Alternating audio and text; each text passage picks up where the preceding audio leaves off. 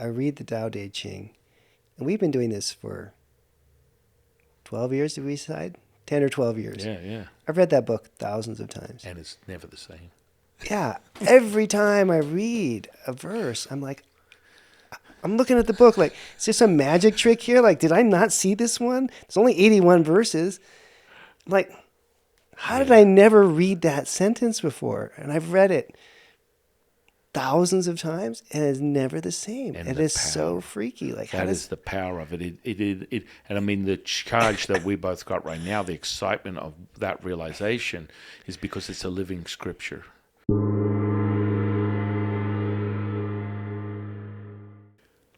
Welcome to the Consciousness of the Way. I've got an incredible guest here today, a friend to the podcast, a dear friend of mine, and a peer, and we've been enriching ourselves in the absorption of the Tao for many, many years together. My good friend, Daniel Kalish. How are you, my friend? I'm very good. Glad to be here. Wow. What an incredible gift this is. And by the way, I am your humble servant and Sifu, Taoist Master San Qing. And here we are with Dan the Man.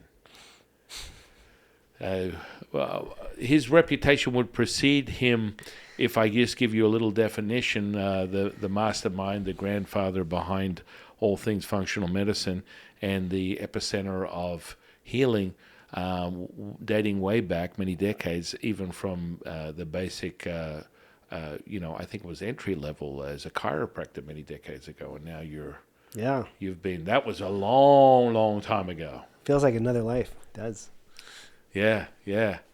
And now we're here in 2023, and I'm just so grateful to have him here at the temple, on the podcast, sharing his adventures in alternative healing, and really getting more of an insight into how things are changing for 2023 and how people are looking at healing per se away from the conventional, medical advice you get from, the white coat and maybe white coat syndrome that you might acquire from limiting your beliefs.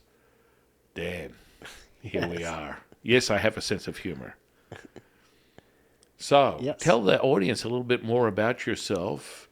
And, it's really important for them to understand how powerful that, you can go from an energetic practice that we speak on quite extensively here and that's founded on your belief system, which we always remind people the truth is only what you believe, and your truth is the only truth you need to be concerned with. And Dan has made an incredible career working with people all over the world and the globe, individuals, celebrities, helping them understand what's going on inside their physical body. And functional medicine has been such a profound eye-opener for people today, helping them understand how they're adapting to their environment, their food, lifestyle. Please tell us. Yeah, well, I think functional medicine is growing at this like 15% a year rate, which is like phenomenal. And I think what's happening is that people are becoming more and more disillusioned with conventional medicine and a drug-only approach. And then we have people that are aging, this baby boomer population. They're maybe a little more skeptical about conventional medicine. And we have the younger group, the people in their 20s and 30s, that are skeptical about everything, And so I think all these forces are combining now.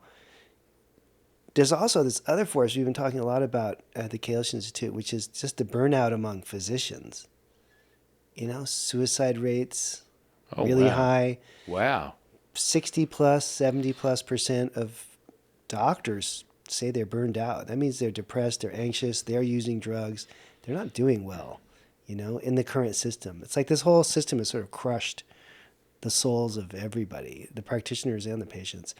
And so I think there's at least this is what we see at the Kalish Institute, there's this big push from practitioners and from patients to have something change. And then functional medicine is sort of a convenient way to do that because it's science-based and we do lab testing. So it's an easy segue to go from the conventional model to a functional medicine model. We're still using labs. We're using maybe supplements and nutraceuticals instead of drugs, but it's a similar model. So I think that's important. And then, if I look back on my career and I think about all the really great functional medicine teachers that I've had, they were all spiritually oriented, They all were, but they didn't really talk about it that much openly. They pretended like they were lab directors and they pretended to be certain types of practitioners, but if you really got them after hours, they were all very spiritually oriented. And maybe now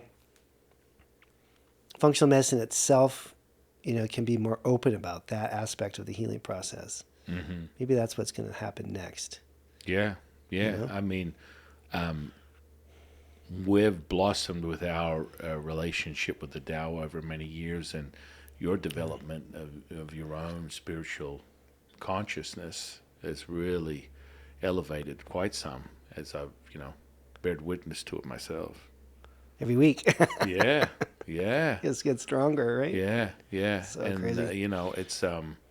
It's quite something, because it's an instant confirmation for yourself, coming from a background that you had a very good handle of a definition of meditation, spiritual awareness. You'd actually even studied at some point overseas, looking for that. Yeah. Tell the audience more about that. Yeah, so I spent, when I was 18, is that really true? Yeah. When I was 18, I went to Japan, and I lived in a Zen monastery. Wow. With Harada Roshi, was the main teacher there. How was that? It was painful. It was a lot of, we had to sit in, if you're really into it, full lotus. If you're going to be wimpy, a half lotus. During the sessions, they do this 1 week a month, where they do meditation, but like 12 hours, 14 hours a day. It just turns into a knee pain experience.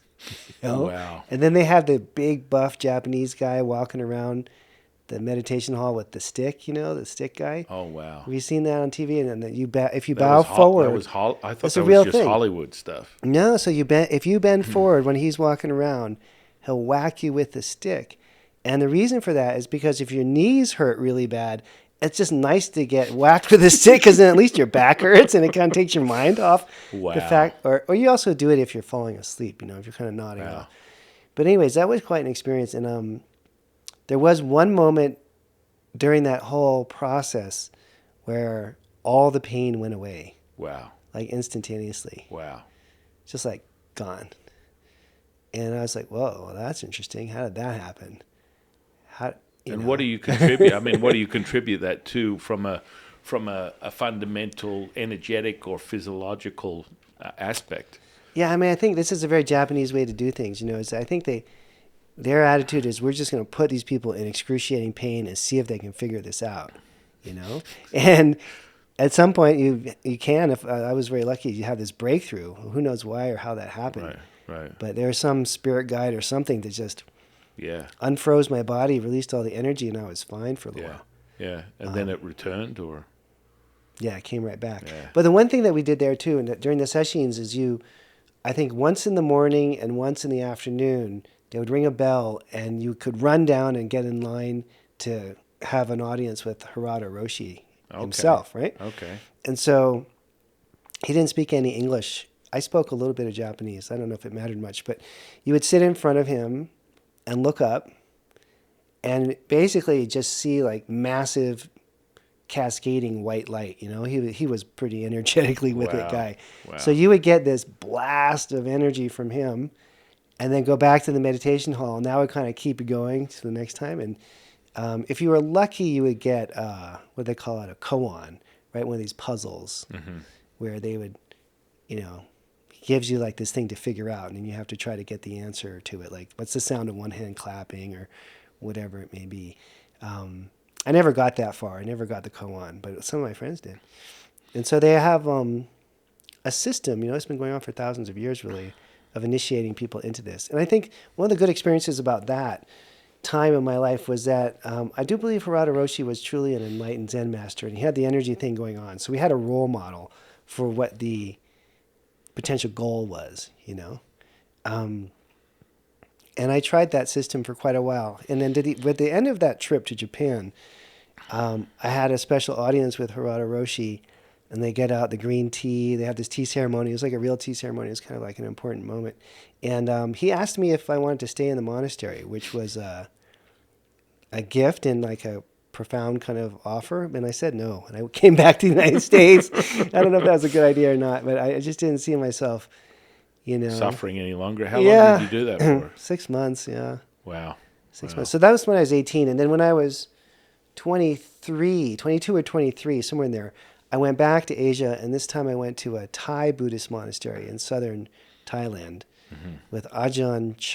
Was a derivative. Well, there's some monasteries that were run by this guy named Ajahn Chah, who's pretty well known in the States, but the one that I was at was a master named Ajahn Buddhadasa, and again, truly enlightened Zen master. He was Thai Buddhist, but he had a Zen background, kind of a mix of different things, different types of Buddhism, and he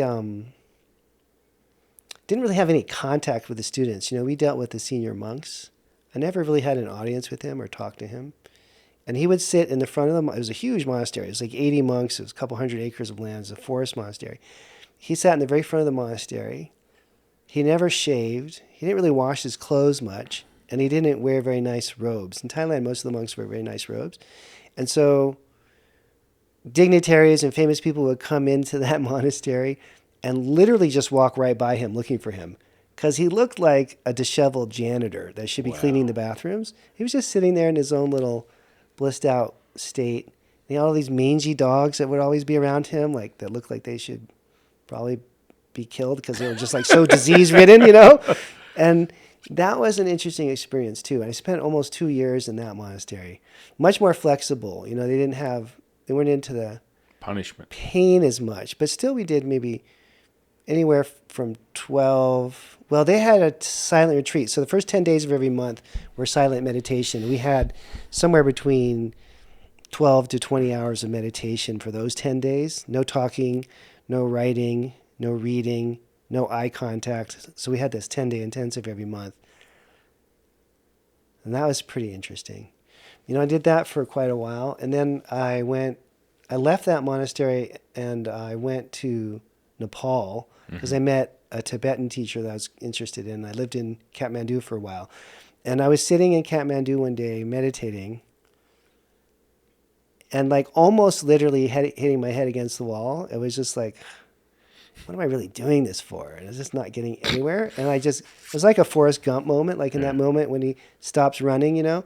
I just got up, turned around, went downtown, bought a ticket back home, and came back to the United States. I was just like, I'm not really getting this, you know? Yeah. I had little breakthrough moments, but it was clear that all the effort I was putting in wasn't being rewarded. Not even a little bit, yeah. And once in a while, I'd have these moments. Like in Japan, I had maybe 6 of them. These little moments of total bursting through the energy and understanding everything, but then it would go away. Yeah. And I spent all the rest of the time trying to get that back. You know, and I mean, and that's really what I speak on is like the glimpse. You get a glimpse, you get a little taste, but you're not able to synchronize anything to really realize what it is that's going on. And I mean, this sort of tends to be what we speak on today as I, get a lot of like psychics and mediums and channels on the podcast. They're really starting to stack up, which is really cool because I want to speak to these people and understand how their insight, how they're acquiring this state of consciousness, because it really is a state of consciousness to access frequencies that draw, spirits, energies, vibrations into the space. And what does that really mean, and how does it translate into, a physical and a 3D reality? And so I can really see this seems to be a common theme for many people that I've worked with in the past. It's like they get a glimpse, then it's gone. It's just get a little taste, a little hit, and then you're forever attempting to reclaim that experience, and it never even materializes even close to that, and you're kind of like, I give up. Yeah, and one of the things I understood when I came back, and I was quite a bit older, is that meditation, as it was in Thailand at least, and in Japan, was really ideally the result of being enlightened, not how you got there. So like Harada Roshi just sat in his chair all day, and we would call it meditating. But he was in that state. When people are in that state, that's just what they do. They don't want to go to the movies. They don't want to go to the gym and lift weight. They just want to sit and bliss out. And the same with Buddhadasa. The reason why he sat with all these mangy dogs all the time and never shaved is because he was already in that state. And so then all of us young people in the monasteries were trying to get in that state by copying what they were doing. But we didn't realize that it was backwards, right? They were doing that because they were already there. That's not how they got there. Right. So that I figured out that later on. Before I met you, I think I had that figured out, which meant that it didn't really get me very far, but at least I knew what the mistake was, that you can't enter into a monastic life, as I did for a long period of time, and mimic what the masters are doing in form, but that's not necessarily going to get you where they are. No. At least I had that part figured out. I Right. saw what the mistake was, Right. But then where does that leave you? That's a whole nother question. Well, I mean, and then you fall victim to this hierarchy of the realm of man. And so you get the whole scenario that people get all bitter about, which is the Mr. Miyagi illusion. And so it's like, oh, wax on, wax off. Danielson, this is no joke. I use this all the time because this is really what happens. People feel like they're Daniel's son. They get invested in it. And strangely enough, what is the coincidence that your name is Daniel? Yeah. But anyway, they get invested in it, and they don't even get a little bump, when it comes to realization of the higher frequency, yet they're putting all their time and attention, which sounds like a very similar story to what you're speaking of through the experiences you had before you found the Tao, that there's no tangibility. I'm not receiving some sort of like response that validates or confirms what it is that I'm doing, is elevating my consciousness, is reaping some type of like reward, because we're all reward-based sort of beings. That's what human beings are. And once you start satisfying that and that equalizes, the cup is full, then you can start raising up your consciousness even higher as the energetics, and that's why I always talk about the energetics is so important, is being able to experience that energetic charge that comes with your connection with frequencies, because without that, how you, like you said, I'm sitting there beating my head against the wall. So what? I had a few epiphany visions of this, that, or something else, but I'm not receiving some result that I would get from walking, running, exercising, learning something in a sense of, writing something out, memorizing something, training in something, whether it's learning an instrument, doing whatever. There's a reward component that comes with, here's my result. I spent 3 years playing a violin. I can now play the violin.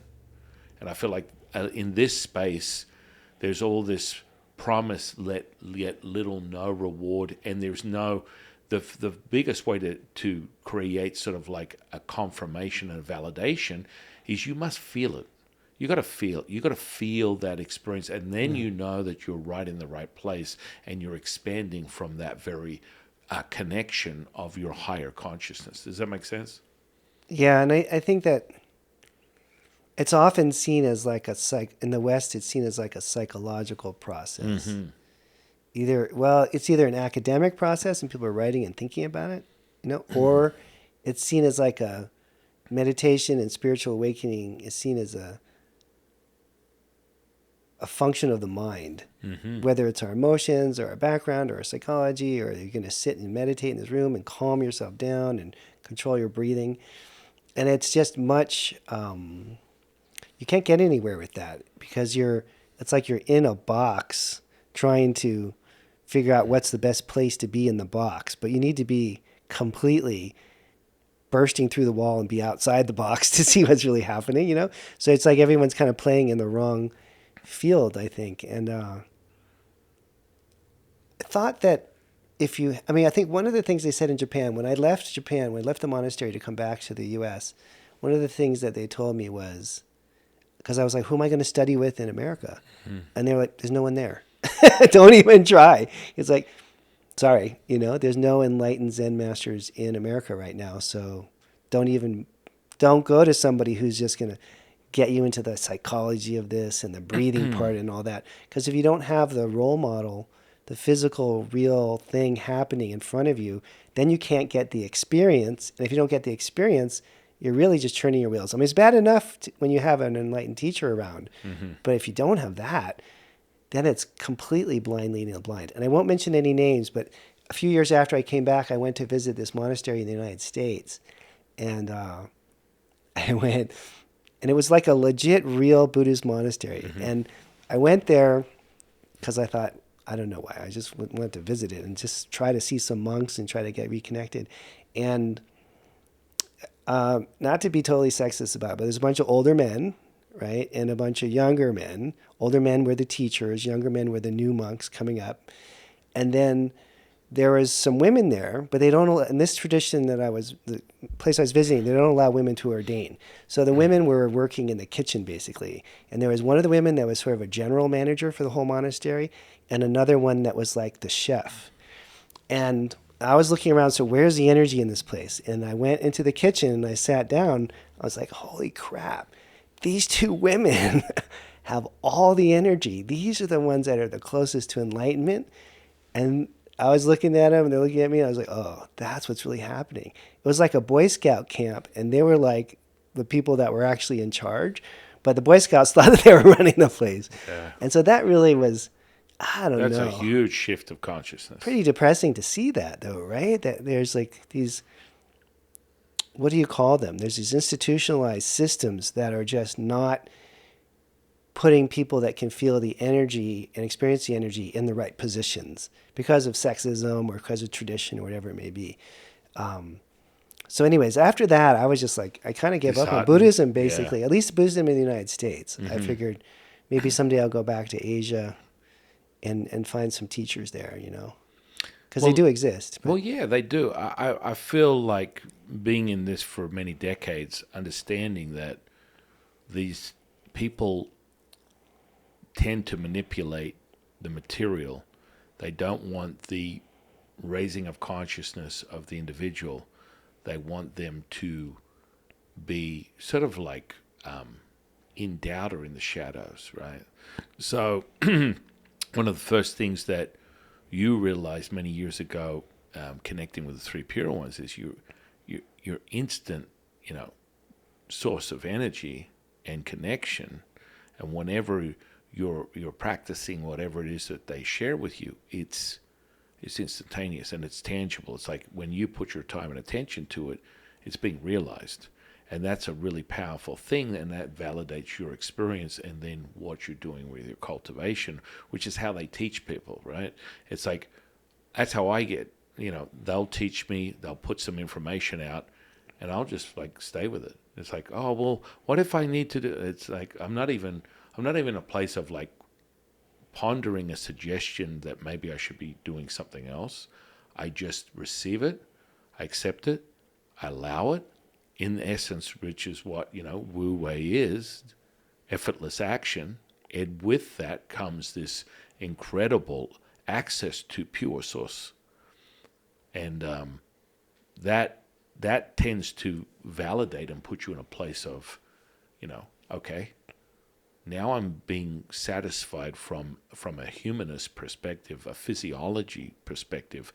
The tangibility of that, the energetics, is kind of critical to validate what you're experiencing as you continually develop. Is like you said, if you're not getting something out of it in relation to a measurable change of some kind, you'd get disheartened.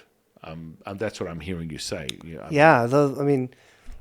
When I visited that one monastery, there's people stick with it for 20, 30 years, It's just sad. But I think that because they're not getting anywhere, they should just give up. Yeah. But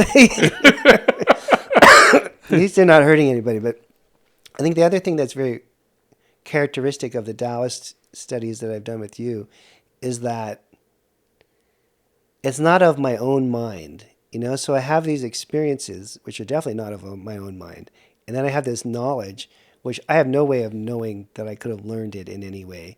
And so it's clearly coming from somewhere else, which is sort of depersonalizes it. But it's not like, oh, I'm a better meditator now because I've been sitting in friggin' Thailand for 20 hours a day for 2 years, you know? It's not like something you can get good at, like training to run a marathon or lifting weights so you get stronger. It's something that's happening to you or through you or maybe with you, but not of your own volition, understanding, or drive, you know? And so I Right. think that all the profound teachings I've received in Taoism are completely outside the realm of anything. It's not like I figured it out or I got it because I was practicing a lot. It's just much more, what do you call it? Divine providence or a gift or sometimes seemingly random things that have there's no possible way I could have known it or figured it out through my own efforts. And that's when I know it's, oh, okay, this is actually happening now. I'm sort of watching it happen. And I think that there's something kind of profound about that mechanism because it instantly builds into itself. I don't know if humbling is the right word or humiliation, but there's no way I could take credit for anything I've learned within the Taoist tradition because it didn't come from me. You know, so there's no way I could get boastful or feel like I'm a better meditator because I did this monastic thing. You know what I mean? It's completely on a whole other train. And You know? it is. It's kind of like when you realize that information is coming directly from the highest source, whether it's a practice that you receive or whatever it is, and you're not sitting down in some sort of book read, limited sort of perception of someone's reality, putting it into words that is supposed to be this way, and you're able to, it's palpable and it's instantaneous. It's kind of like when you get a practice from the three pure ones and I give it to you direct source, it's like, that's direct source. And like, as you're taking the notes or how they want to construct it, you're feeling the supercharge of the energy that's taking place, which is another validator. It's like, hang on, it wasn't like San Qing sitting here and he's looking up chapter 4. No, you're getting direct source information for your own leveling up of consciousness. And that is really powerful stuff. And it's like when I receive anything from them in their guidance and training and how I perform things from healings to magic to manifestation or whatever it is, it's direct source. It's not from the limitation of some framed perception. And that's kind of like where, you know, the number one transcribed like ancient scripture being the Tao Te Ching is such an interesting mind blower because so many people have got their own versions of it, but you resonate and understand that Taoism is truly about being selfless. It's truly about being at one with all things. And when you accept and allow that, and you immerse yourself in Wu Wei, the effortless action, or realize Wu Ji, which is the stillness, the power of that true, pure source, then your life becomes completely effortless. And all of a sudden, all these things are starting to flow. And just as I speak on that and we feel the density, I move my hands like the maestro, and we're pulpating that energy like it's pizza dough. That's the presence of their higher frequency. And we're also we're being immersed in this high frequency that they're bringing to the presence of this room. And they're in this room. I see them in this room. We feel the presence of them. And all that lineage, all those thousands and thousands of years that they were materialized and transmuted into a physical form from tens of thousands of years ago, realized right now, and where they're like another message from the Tao giving us this information. And that goes way past the limitations of things that I've been taught as a priest. And that was like the first thing. The second, direct source information from Lao Tzu and the three pure ones that are my teachers today, all day, every day. They're like, put those very limited perceptions of reality away. Whatever books that you've been given, they're useless. You want direct source, you're going to get it, and I'm going to give it to you right now. And that's that fundamental power that you get when you're sitting in it. And once you energize yourself and activate your energetic body, the sensory perception is heightened. It's like profound stuff. Yeah, this just reminds me of another random thing, which is that when you're having a spiritual experience like I did in Japan, and then you're trying to recreate it, that's one thing. But there's another version of that I've experienced with the Taoist work, which is that, and this has been 100% true 100% of the time, that when I have a Taoist spiritual experience, it's always there permanently. It's like perma-change. So in Japan, I have these openings sporadically, same in Thailand, sporadically, and then spend 99% of my time trying to recreate them. But with the Taoist practices, it's almost the entire opposite. Is the experience happens, and then it's permanently part of my system all of a sudden. And it's easily accessible whenever I want it. Yeah. And so that's really different because there's no need to strive for things. Because with the old model I had in the monastery, it's like you're always grasping for something 99% of the time, trying to get something, which of course trips you up, and then you can't get it because your mind is grasping, and you end up in this whole whirlwind of psychological, emotional spinning out. But with the Taoist thing, I'm like, oh, well, this is happening now. I know from experience that this is like a permanent change. I don't have to try to grasp it. It's just in me now. That's nice. It's very relaxing. It's a different kind of pace and tempo. So when I do my Taoist practice, I've never in all these years, never thought of this until right now, I've never in all these years had any sense of striving, because I know whatever comes is going to come. It's outside of my control anyways, and it's going to last forever. So wow, how great is that? So it's like, for me and my personality as kind of an overachiever and trying to get things by working hard, it's a really good counter to that. And it's also very nice to know that the things that I am presented from the Taoist teachers, once they're there, and it builds, right? So it's not this cycle of an experience and then you're going backwards and cycle, which is more about human striving, I think. And what I think I'm trying to describe is more about what's happening in the spirit world, which is this whole Which other... is everything. There's no judging, right? Yeah. I was listening to your podcast the other day, and it's the most obvious thing, it's kind of rookie thing to talk about. You're talking about yin and yang and duality, and it just finally hit me. I was like, oh, like, you don't have to do that. Like, that's an unnecessary extra step to create duality. Yep. And I was, I forget which podcast it was, but whatever you said, it just like triggered me to realize, oh, maybe that's part of this whole thing, right? Because having the experience in the monastery and then trying to get it back, that's as if you're creating a duality, right? Right. You're creating this human thing which isn't even real. No, it's not. And it's so funny that you bring that observation, because I had one of my students just texted me on Instagram. It's like, duality equals suffering. Yes, exactly. That was my exact thought. Right. And whatever you said, it was probably the same podcast. Yeah. It was like, oh. Yeah. And we've all heard the term yin and yang so many millions of times, and duality so many millions of times. But somehow the way that you put that was just like... clicked right there. Lao Tzu's message was clear. And it was necessary for you to embrace that and then realize it. And then that shift of consciousness that comes with it just ramps up. Because, Dan and I, over all these years, have had this ongoing, joke. Like, we've just begun. And just when you think you can feel the most amount of energy, it just ramps up again, because that's truly embodies everything you just said. Yeah, it's so true.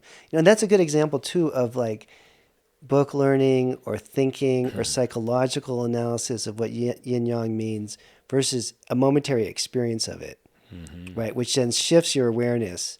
But then again, with the Taoist teachings, then that's just the way it is going forward. So it's much more of a cumulative effect. Well, it's kind of like a foundation. So within Tao, for you to realize it, to shift from the humanist to a high level ascension of consciousness, you have to, there's a progression. And that progression could be instantaneous, but then there's the progression of going, this is humanist, this is who I am. Personality, divine. And so when you are divine, the effortless action, the seamless experience that is abundant, timeless, endless, limitless, infinite, is all things. That's your most people would observe it as that guy's one lucky SOB. Everything that he does turns to gold. What is going on? It's like absolutely effortless, as it should be, as comes from the scripture. If you force something, it will hold and then it will break. It's like it doesn't get any more simplistic, but then understanding that merging of the two, the pure source, as we level up, right, and the high levels of consciousness, you get to a point where it's a place of, oneness, ultimate, and then the highest level of consciousness, just even from referencing the 126, but the highest level of consciousness is being one with all. Yeah. And so that then leads to an understanding. All of a sudden, you've dropped this fallacy, this delusion. Really, it's a manipulation of your humanness. There's a separation, and when I separate these two, then I have an understanding of what the message of the meaning of life is. When everything blends as one, and this is just like yesterday when I was, bending spoons for something to do because it's kind of fun. Example of, and we'll do this on the channel at some point. This is a shift of consciousness that takes place, where all things are nameless. They have no title, and that's how you shift from a 3D 4, 5 onward infinite amount of operation. So you're now in a space that's void of time and space, and you are now able to alter things at will, heal, bend, manifest, change, create. This takes place from that fifth dimensional reality in a 3D. And it's like if I have a spoon in my hand, it's not the spoon, my hand, San Qing. It's I am the spoon, I am nothing. And you don't ask yourself, right? If you're a universe, understanding the universe is you are the universe in of itself. If this is true, and you know this to be true, and that's the validation, that's why the feeling that the three pure ones teach us, the feeling that we get from our experiences are so profound, because this is a tuning fork. It's very important that you use the simulator to recognize this.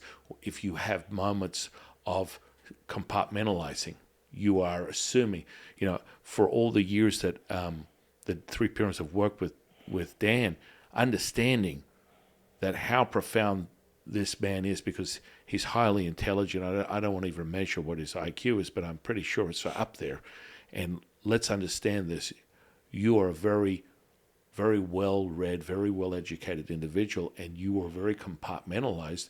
And then years later, that is no longer even on the menu when it comes to your perception of your reality. And for someone to be able to change that, knowing that that's how I formed my reality as a human being, I was, highly intelligent, very well read, very well educated, and then I immersed myself into something where it's just accept and allow. And you're like, hello, how is that even possible to? And it's very possible when you acknowledge who you really are. Yeah, in fact, I think it's really the only way to do it, You're not going to book learn your way to this. No. Not even a little bit. It's pretty distracting. I know when we first met, you forbade me from reading anything about Taoism ever. Right. I've stuck to that. Right. Well, maybe snuck a few things. Well, Once or twice. That's your personality, curiosity. But I mean, like a page here or there. No books. I never read a whole book. And it's so important that you maintain that path, and for everyone out there that's listening, for you to realize something. And it's like, just as I'm in the immersing myself in Mandarin right now, and I still have a goal by the end of the year, I'm going to be speaking fluently, and I'm going to start operating this on this channel and start teaching people. There's this thing that I've come across, which is so representative of how the three pure ones teach people, is there's two ways of thought processes of learning. There's learning a language, and then there's an acquiring of the language. I don't know whether you've ever heard this term before. And so it's pretty much just how the three pure ones teach us, right? Direct source information. You acquire the language you're childlike. you regress back to a childlike state. My children are not sitting there, and I'm not testing my 9-month-old child. Have you learnt the alphabet yet? Just by being immersed in the presence of myself, my wife, their siblings, they're acquiring this language through being immersed in the environment, which comes back to a much deeper understanding of just something simple as like epigenetics. And so you are absorbing the information. And as we are, and it's a key foundation, a cornerstone of Taoism, we absorb the riches. And that's true source information. That's of the highest frequency. Once you acquire that tuning fork and you calibrate it, as Dan is on a daily basis, revving that thing up higher, the sensory perception is at a level that you've never seen before. As he can attest to it, every day it gets stronger. It doesn't get weaker. And it's always there. It's like the fact that you can feel content knowing that, oh my goodness, I worked really hard. A lot of these systems, a lot of these people that immerse themselves in sort of like ancient practices, indigenous rituals, they make it very difficult because you must focus on the teacher, and if the teacher tells you don't do this 87 times, you've got to fast for 100 days, you've got to do this, you've got to do that, you've got to do this, you've got to do that, and then the person does it. And this has happened to me so many times I can't even tell you the people that come to me with this problem. And they go, I did all this and then it didn't work. And the teacher said, well, you took a day off, you had a bad thought, you drank some alcohol, you had sex, you ate a piece of meat, you did all this stuff is the reason why they're not materializing their high level of consciousness. When in actuality, it has nothing to do with that. They're just being left in a state of thinking which separates them in of itself, coming right back to the understanding that you're speaking of, where I've gone past that. I'm just immersing it. I am, and as Latsu reminds us here on this channel, if you want to be at one with all things and you are the field, you are not thinking, that's compartmentalizing. You are knowing, you are feeling.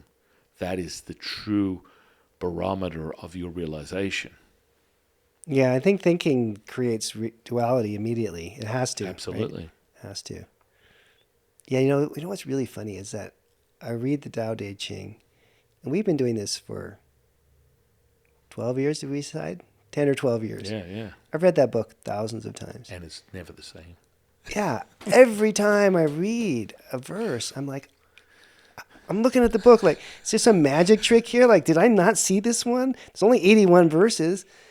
I'm like, how did I never read that sentence before? And I've read it thousands of times, and it's never the same. And it is so freaky. Like that is the power of it. It. And I mean, the charge that we both got right now, the excitement of that realization, is because it's a living scripture, and that power is second to none when you are acquiring a direct connection with the Tao. And that's on a much deeper level. And you understand that. It's like the second you read that, it's like, holy moly. It's not the same. And the message is not the same. Me reading it right now has a completely profound different perception that I had the last time I read it. Yeah, it's unreal that that's even possible. But that forces your thinking brain to realize, well, that's not possible. I mean, at some level, you know that's not possible, but it's happening. So that it's like there's only some level that you believe it's not possible because you believe it's not possible. Right. Understand that compartmentalizing is just layered back to your perception that you believe your personality is real, that your thoughts of your mind are real. Right. And that's where. Right. It kind of negates that because because your experience is in conflict with what you think could possibly be happening. I mean, I think that's kind of the hallmark of the practice is that you have these experiences and they're not in line with anything that you experience in the regular world. Even something like reading a few chapters or a few verses from that book. That's really kind of something to sit down and I was going to say think about, but not think about, but something to just like take in, and realize. And that's so beautiful because it can't be more validating for someone like yourself who's spent your life acquiring information and processing and understanding it at a much higher level than 99% of the population, and then to then step past that and then go, hang on a second, everything that I thought of up until this point was null and void, and now I'm tuning into a frequency of the universe that polarizes all this stuff. It just burns it up. It means nothing. And that's why I always, in this channel, I always go, if you lean on physiology, if you lean on psychology, if you lean on biology, you will be limited. Doesn't matter what it is, because we can take something as simple as neuroplasticity and talk about the intricate neural network that you possess within this physical body, and we can go through all the intricate, innovative systems that are going on, that are taking place on a daily basis from this soft technology. And I can promise you, you can have a scientist sitting right here that's the best of the best in neuroplasticity and tell me that you can't feel something. And I can promise you can feel every single cell in your body at will, wherever, however, whenever, once you start mastering those energies. And so that just then throws that out the door. It's now null and void, explaining the pulsating energy that comes with your third eye that everyone claims doesn't exist from a scientific perspective.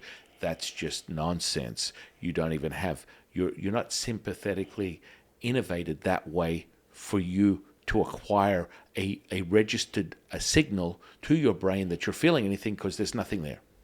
And then you can experience it on an energetic level once you acquire that in tuning frequency that gives you access to that energy, and you can feel anything, whenever, however, with whoever. So wild. Right. Yeah, it really is. We were talking earlier about it's not of this world, things that are not of this world, where these things come from. So my son is studying cell physiology, cell structures and stuff. And his project he's working on right now, he's in graduate school for physics, is looking at chromatin, the DNA, looking at DNA and seeing what happens in the nucleus of the cell under certain circumstances. And what the current experiment they're doing is showing is that the lining of the nucleus is like a little sac that holds your DNA, but that they're trying to get it to collapse on purpose. They're changing the fluidity of the membrane itself. And when it collapses, it seems to mathematically follow the same pattern as a black hole. I mean, a black hole is a star that's collapsed. Right. So in other words, like, something is happening, can happen inside your body to inside your cell that mathematically mimics the exact thing that's happening cosmically. And, how that just makes you think. These original Taoist people, they knew this stuff. They knew it experientially. They knew that the inner and the outer were reflected. And they have this whole thing of astrology, cosmetology, whatever you call it, astrophysics, whatever. They were like astrophysicists at the same time as they were. I mean, that's mind-numbing. That's even possible. Well, that's direct source information. Yeah. I can have one of our teachers sit down and talk about it right now. That's where we get the information from. And the mind-blowing parallels of what Dan's talking about is, I've been sharing this information for a long time, and then he had this epiphany realization when Asa was doing that. Whoa. How did you know that? And he actually discovered that through discovery, through confirmation of a science-based experiment to validate what I've been sharing for the longest time as being true, and what Taoists know as the truth, and how that they materialize the interconnection of the universe from a quantum model, understanding everything is interconnected. It was being completely validated with the research that Asa is doing right now. Yeah, and I think that's one of the more profound things about each one of the Taoist lessons I've learned is that sometimes they teach it to me in the external environment, sometimes in the internal environment first, but then eventually it merges. So like, I don't know what's a good example that's simple. Like Something simple. Oh yeah, like how about some energy thing? Like what about the simplest thing? Yin energy. Let's say yin energy, right? So maybe you experience yin energy in your body inside physically, but then you experience it externally. You get a sense of it. And every time I've been taught anything about Taoism, it's always like that. So I'll either feel it inside and then realize it's external, or I'll notice it externally. We've done a lot of practices where I'll notice something happening externally first, like yin energy in the room or something, and then you realize, uh-oh, yin energy's in me too. And there's always this coming together of the cosmic experience that's happening outside the physical body, and then what you physically experience inside the body, and then they unite. And that's just, well, my son's experiment just made me realize, wow, It's there's really like a scientific profound. basis for this stuff. It's not like, No, this is not. it's not some flaky spiritual Oh thing. It's no, like, no. it's the fundamental fabric of reality, right? That they learn about in physics and at the and highest academic centers. It's just like, and it's real. It's not like right. something we're making up at And I mean, all. that's the realization that was taking place tens of thousands of years ago as Jade Emperor was transmuted into this reality and then taking that information from the universe and then, transmitting it into what we know today as ancient Taoist practices and moreover, Asian culture, moreover, Chinese culture, all started from there. Yeah. And so right down to, any type of Chinese medicine, the approach of all things started from that point, but direct source information. And that's the profound part. It's like when they teach us, and this is a part you can attest to, very similar to what you just said, was when we're having a healing or a teaching moment with the three pure ones, whoever's the teacher, Latsu, Jade Emperor, and they're bringing the energy in, you feel it before it comes out of my mouth that's being transmitted from Latsu's direct source. And it's crazy because I bear witness to it as I watch it happen. And then you can attest to it that Latsu will call in a spirit or energy, and as he's saying it, you're already feeling it in your physical body. Yeah. And in fact, all these years we've been going back and forth like this, most of the time once a week. Started on Thursdays, then we moved to Fridays. That was a big change. But anyways, so almost always what I learn during the week is new to me anyways. It's not new at all. It's tens of thousands of years old, but new to me as an experience. And it's like a little fuzzy. It's like watching a TV show, but the TV's a little out of focus, But it's definitely, you're watching the show. I know that there's a show going on. And so I have that experience. And then I come to you and we talk about it. And you're like, oh, that's this and this and that. And it's this and this and that. And I'm like, oh, that's exactly what just happened. So it's like you in retrospect clarify the experiences that they've been teaching. And then oftentimes, if not most of the time, you describe it better than I am trying to describe it because you're clearly seeing it also, right? Right. And so, but the interesting thing is it's like you're retrospectively teaching me as like a follow-up thing after I've gotten this instruction. Yeah. And that is, it's pretty profound when you think about it. And that's how they like to validate. You see, that way you move past your humanness. You get out of the way because you're experiencing the experiential moment of that tuning fork is a validator, and it's like, oh, I need a little.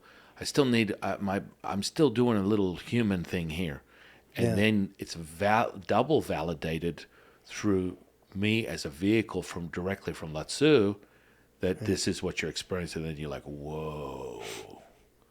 And that's really the profound. That's the I've noticed this over all these years. The easiest way to solidify your consciousness is to experience it, and then you validate it in words what you're experiencing in what you believe is a simulated experience. But the feeling is what gets you there. Yeah, so interesting. And it's just never ending. And so then the human being moves out of the way because they can be introspective, analytical, cynical in their nature because of default as a human being. Oh, no, blah, blah. Oh, I experienced all this. And then it was double validated after the fact. And then you got another supercharge of energy just on top of it. So you double dipped. It's like George Costanza and the cheese dip moment. You know what I mean? You remember that? Oh, yeah. That's He like, double dipped. He double dipped. He And did. you get to double dip only for a heightened level of consciousness. Yeah. And that validation is how they teach me constantly, over and over again. They'll tell me to do something and I'll do it. And then I'll have this profound experience outside of what they've asked me to do. And then they go, oh, yeah, it's this, this, and this. I'm like, whoa. Yeah, and it's not even up. it's not really even in the realm of human experience. No. And we experience it through the body, which is, understandable and convenient. But it's hard to kind of express it because and the more I'm thinking about it now, it's not. None of these experiences have been even remotely related to my personality or to anyone else's personality or any emotional experience I've ever had or ever seen. It's really otherworldly in a very true sense of that. And that's why that experiment my son is doing, it just makes me realize like these experiences I have with the Taoist practice are as related to a star collapsing and becoming a black hole, which releases massive amounts of energy. There's just in the news the other day, they detected some new kind of wave that hit the planet. Did you see that? I don't know. No, I didn't see Oh, yeah. It's like the most powerful wave they've ever measured, and it came from like 8 billion light years away or whatever. Something blew up somewhere cosmically, and we just measured it, and that we're constantly experiencing this, and that if you can get into this other realm, leave the current realm and get into this other realm, then you can experience all these cosmic events in real time here. Instantly. Just as, what do we remind ourselves of as right from the scripture that is living, moreover in more detail, if you're in much deeper levels of training as Dan and I are, the magical scripture, but we'll leave it at that. But let's just go with the scripture in of itself, the verses that we relate to. Let the man know who's never left his village. Let him know that he has seen the world. That is encapsulating everything you say. That charge we just got now, that awareness, that awakening is hallelujah. Amen. That is not a human experience, even a little bit. Not even close. Yeah. And the interesting thing is when you're having these experiences, I don't really question them because it's so real. It's not like some part of my mind is going, oh, well, you couldn't possibly experience a black hole energy. It's more like, it's like being in a 3D, what do they call it? Cinemax Simulator, movie. yeah. Seeing some huge movie screen and there's some dinosaur attacking or whatever. You're not thinking about your laundry. You're just like in it. You're fully immersed in this thing, right? And it's almost like the personality self is just left at the door. Gone. Right? Gone. And maybe that's... And I think, if we go back to like all those years in Asia, that's what we were all trying to do. Trying is a key word. We're using our personality to Trying. try to get rid of our personality. Right. And that doesn't work. No.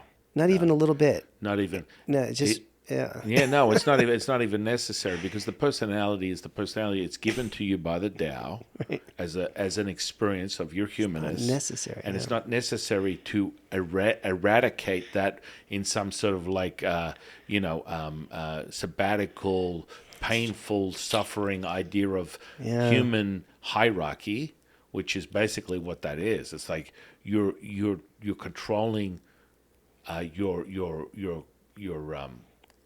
you're compulsing sort of like ideas of what a human being is. So all that physiological sort of like chemistry that's taking place, your desire for food, your desire for sex, your desire for just experience is the whole point of it. So heaven on earth as they speak on it is so powerful because that's really the truth. And so we are an eternal immortal being having a human being experience.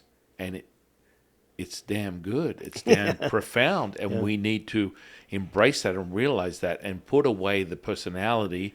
And that's part of the training that we go through, and that deep understanding of that is that once you feel it, all that other stuff means nothing because it keeps repeating itself as a validation, a confirmation of how real it is, which then the personality falls away. Yeah, and I think I had a misperception in those earlier years that the goal was to try to actively suppress the personality or sort of crack it open in some way so this other thing would happen. But I think when you actually have the experience of the spirit world, that just all takes care of itself. You don't have to worry about it. There's absolutely no interest or focus or even potential to have a personality self if you're immersed in the spirit world. Those two things can't coexist. But when I was looking at all those enlightened Buddhist masters, I thought that they had achieved this and that they didn't really have their personality self anymore, that it was gone. Like that enlightenment was the personality self just going away. That is absolutely not true.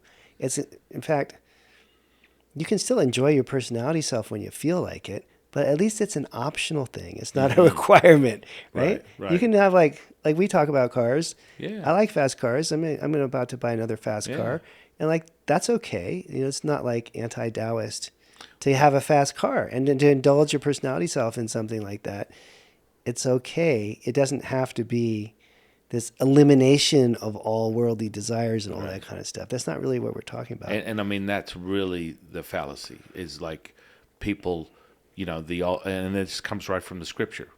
When you act in virtue, you have done whatsoever. Yeah, that is so true. That is so powerful. Yeah. And understanding the simplicity of that, because everyone immerses themselves. Even now, to this day, when I post things on social media, people, I just did a podcast and I was wearing some casual clothes, a hat and a sleeveless T-shirt, and they're like, "Oh, nice janitor outfit," or like, you're missing the point of submerging yourself in a Hollywood ideal of what reality is, in a level of consciousness determined by your perception. Again, your perception is the only truth you need to be concerned with, but understand that you are limiting your perception, and therefore, moreover, understanding that if you want to talk about things and you truly embrace the cliche suspension of disbelief, that's really the essence of things. When you suspend it, because that's really what it is. It's like,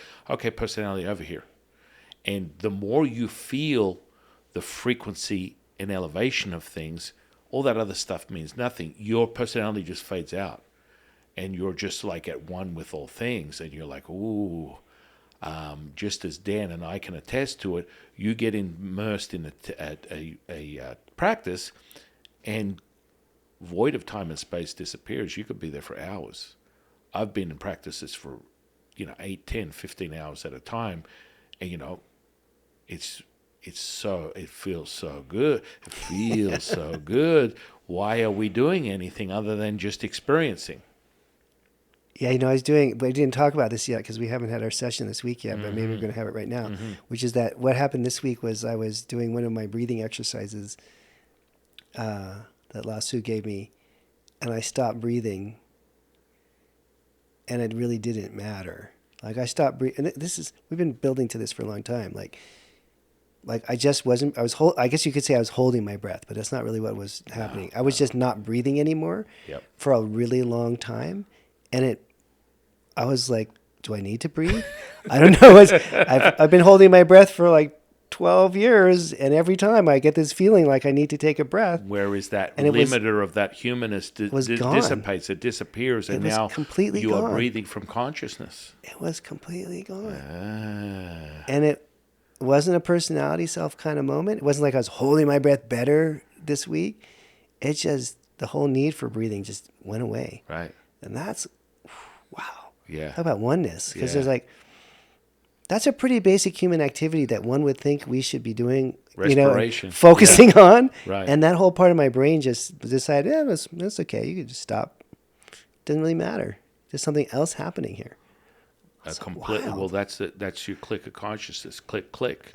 And so the crazy. old expression, once you've seen it, you cannot unsee it. Yeah. And then I was like, no, I should probably start breathing. And I just started breathing again. And this is part of high levels of consciousness integrating practices that are Nigong and Qigong, that even though they're not entitled what you're experiencing. These are the ancient practices that we speak of. And so now your respiration is coming from your consciousness. It's no longer from the physical body. Oh, yeah, that was it, huh? Consciousness decided, oh yeah, you should probably breathe if you want to. But it wasn't. And now you're breathing. And so it's like, That's fascinating. and this is an interesting thing, because I came across this guy who's into breath work. And, this gets me a little triggered, my personality, right? And so the breath work is, understanding that it's not that at all. And he did reference, ancient practices. But then I came to him and I said, I talked to him over text. And I was like, I'd love to have you on my podcast. And then it came to, he'd mentioned he trained with Mantak Chia. And I was like, oh, okay. And I said, okay, so Mantak Chia, tell me more about what this is, because he has an interesting perspective of reality and what Taoism is and what he trains people in. And then this guy was like, no, I never said I was, training with Mantak Chia. I'm like, oh. But then it came back to the breathing, and then all of a sudden he retreated, and he wasn't really that interested in coming on my podcast anymore. Which is, it is what it is. But, you have to understand that, we have I can roll out thousands of practices right now. What? What do you mean, Sifu? I'm like, now. Because I have access to infinite amount of information, and every single practice will be tangible, will be activated, and you will be able to realize it immediately. And Dan can attest to that. It's directly from source. It's directly from the three pure ones. It's directly from the Tao, the mother of all things. And that's the power we speak of. And so, some book read stuff, you're not going to find that here. And this is where people are they're information carriers, they're gatherers. And this is where you get lost. If you're in the path of myself or the three pure ones, it's your time, your consciousness has brought you to a place where you are about to pop off in a level of consciousness you've never seen before, because it's no longer about the limitation of breath work or qi gong or tai chi or meditation or, astral plane traveling or remote viewing or any of the above, clear senses, psychic, mediumship, channeling. These are all just compartmentalized ideas of what you perceive as a high level of consciousness. Pure source is where you're going to get fun till daddy take a T-bird away. And that will never happen, as Dan has attested to, and I do. It only ramps up. The energy gets higher and stronger. Yeah. Just did. Yeah. Well, this has been really interesting, Dan. We've gone over a lot. Yeah, thank you. We don't go over a lot, but we go over a lot on this podcast. And, you're basically family to me. So it's not basically, you are.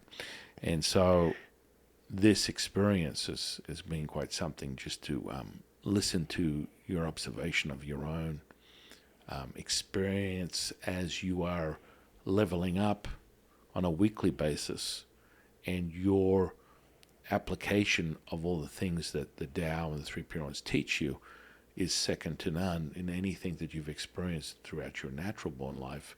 And you've done a lot in the category of, spiritual enlightenment and meditation. You've gone not just to some workshop in, the local Buddhist temple, or a Pilates stroke Bikram yoga experience. You have gone and sought this stuff out in temples throughout the world of Zen masters, and your experience with the three pure ones is second to none in relation to searching for it, which I think is really profound. But that then attests to the whole thing about the let the man who's never left his village, let him know he's seen the world. Like everything you were looking for was right here. How ironic. What a coincidence.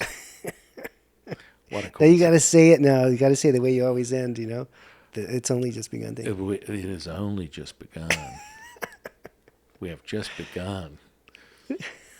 Yeah, right. Well, It's always true. That's what that one never so gets true. old. I mean, that one never gets old. Dan talks about it, but we literally walk around high as a kite in this state of consciousness because, you see some of these masters or yogis or whatever, i.e., let's just use someone like, this guy named Sadhguru. Have you ever heard of this guy? Yeah. Anyway, he's like a yogi, mystic, and he's very popular in India, and he's kind of cheeky. He's an example of what we speak of. He's very cheeky personality-wise, but then he can show you a mystical experience that'll blow the socks off your brow.